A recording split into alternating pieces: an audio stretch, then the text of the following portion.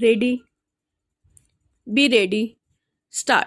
Mr. K. M. Sinha, learned senior counsel appearing for the appellant, submitted that this court has held that the beneficial provisions of the Act are to be applied only for the purpose of interpretation of the Act and not for arriving at a conclusion whether a person is juvenile or not, and the question whether an offender was juvenile on the date of commission of the offence or not is essentially a question of fact which is required to be determined on the basis of the materials brought on record by the parties.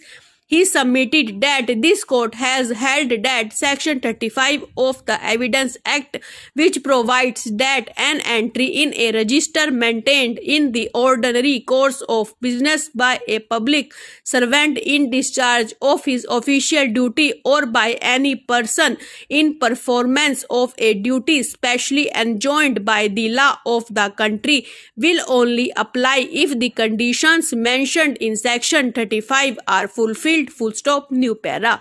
He submitted that Section 35 of the Evidence Act could not be applied to the entry of date of birth of respondent number 1 in the school records produced on behalf of respondent number 1 before the trial court, and on the evidence as produced, the trial court rightly held that the date of birth of the respondent number 1 cannot be believed to 5/10/1988. He submitted that the trial court, after scrutinizing the evidence, has held that the evidence produced by respondent number 1 have been treated for escaping conviction for a grave offence such as murder and was not believable, and by physical appearance respondent number 1 looks to be over 18 years of age, and on 11/7/2004 he was an adult and not a juvenile. Full stop.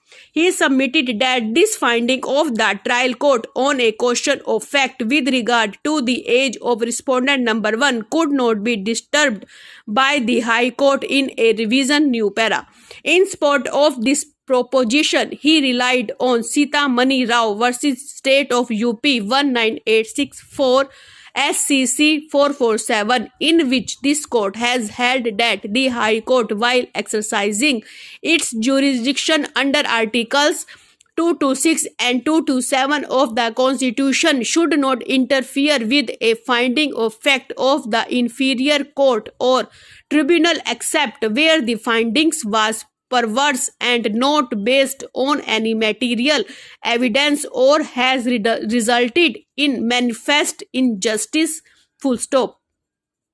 He submitted that in this decision, this court has further taken that view that if the trial court came to a conclusion which was possible on the evidence, the High Court will not disturb the conclusion arrived at by the trial court merely on the basis because the court is of the view that a different conclusion is also possible for the same evidence. He vehemently argued that the High Court has lost sight of these limitations of its jurisdiction and on the basis of its own appraisal of the evidence taken a view that the respondent number 1 was a juvenile on the date of the commission of the offence and has set aside the order of the trial court.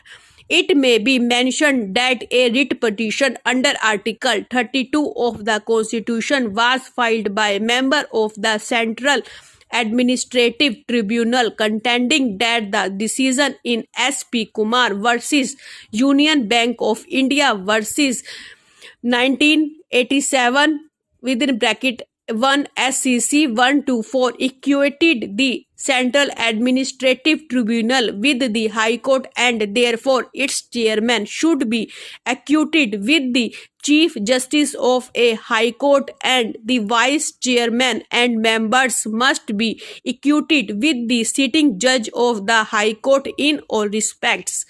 It was also contended that while the vice chairmen have been equipped with sitting judges of the high courts, the members have not been so equipped in their pay and other conditions of service, and that a distinction was made in the conditions of service, particularly the pay and age of between the vice chairman and the members, which was arbitrary, as a result of which the members also should be given the same pay as that of the vice chairman, and their age of should also be the same, that is 65 years, as that of the vice chairman. Full stop. On interpretation of Article 323A of the Constitution, this court took the view that administrative tribunals constituted thereunder are distinct from the high courts and dismissed the writ petitions. Full stop. New para. The Administrative Tribunal Act 1985 came to be amended by the Administrative Tribunal Act 2006. By the said amendment, the post of vice chairman in the Administrative Tribunal is abolished. Full stop. A new provision, that is section 6 within bracket 2, is introduced, which modifies the qualifications of appointment as administrative member in the tribunal. Full stop. Section 10A is inserted in the main act, which provides that the contentions of the service of the judges of the High Court would be applicable only to the members appointed by after February 2019 2007. Full stop.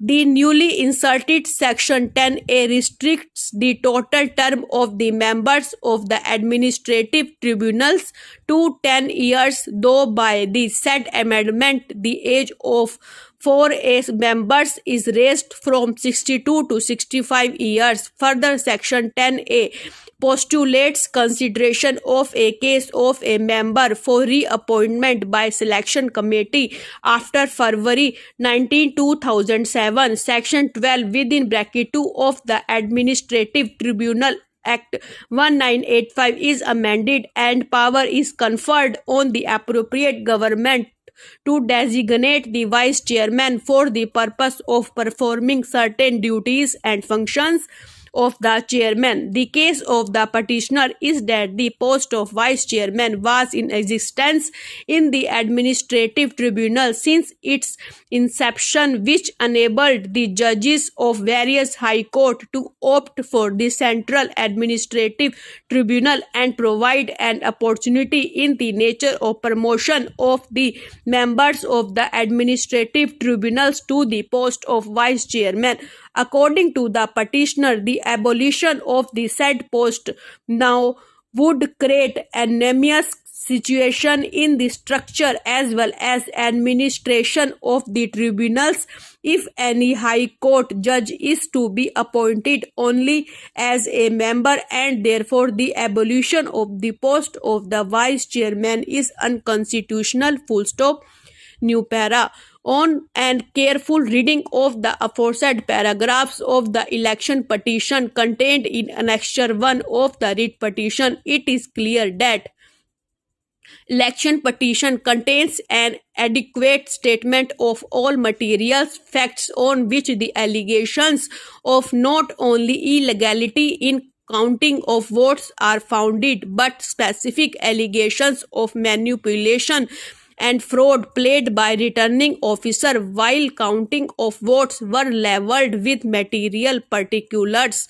Not only this, but the petitioner had also adduced voluminous evidence to support the allegations leveled in the election petition in respect of aforesaid illegalities and manipulations in countings of votes by entering himself in witness books and by examining his counting agent.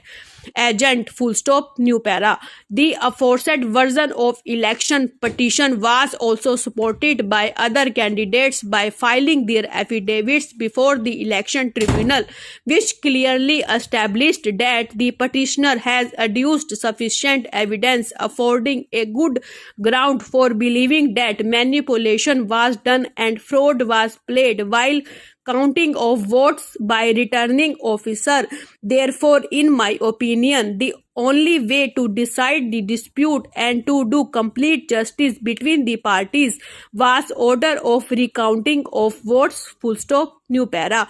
From the perusal of impugned judgment and order passed by the election tribunal, it appears that the statement of petitioner and his agent in respect of manipulation in counting of votes has been rejected without any cogent reason, full stop. Thank you.